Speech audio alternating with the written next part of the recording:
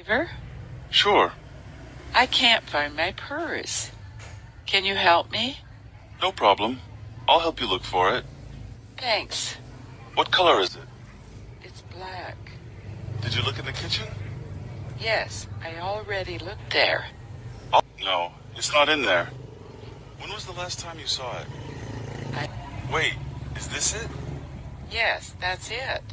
That's my purse. Thanks for helping me find it. Hey, I just talked to Jim. What did he say? He said he had to cancel the meeting this afternoon. Is there a problem? No, it's not a big deal. He has to go home early to take care of her. I see. How's work been going? Things are slow right now. Would you mind if I borrow your phone? Mine's out of batteries and I have to call my boss to tell him about this. Okay, let me go get it. It's in the car. Hey, I just talked to Jim. What did he say? He said he had to cancel the meeting this afternoon. Is there a problem? How's work been going? Things are slow right now. Would you mind if I borrow your phone?